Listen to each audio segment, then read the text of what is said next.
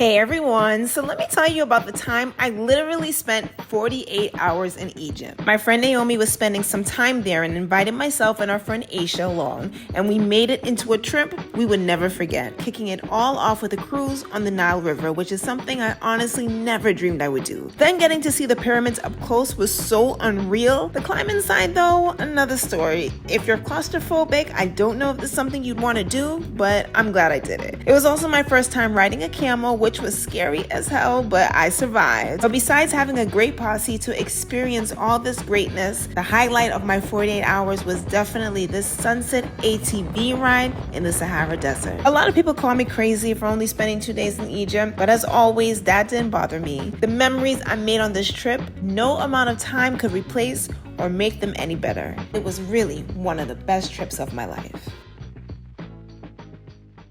The first part was Cairo based. The night we got in, we did a dinner cruise on the Nile, which was less than about $50 US. And for 3 hours, we were treated to an array of Egyptian food and live entertainment, which included my friends and I getting up and doing the wobble. The next morning, we got up early and headed to see the pyramids. It was so cool to finally see them with my own eyes. The only part I didn't like was climbing inside. It's so narrow, and obviously there are no windows or AC, but I'm glad I did it. I also took my first camel ride, which I'm not gonna lie, I was extremely scared, but I survived. The rest of the day, we spent the time checking out other historical spots, stopping by the Khan el Khalili market, the Egyptian museum, and just learning other tidbits of Egyptian culture. But the highlight was without a doubt this ATV sunset ride in the Sahara Desert. And the still in the air as we stopped to take in the sun as it was setting was unlike anything I had ever seen.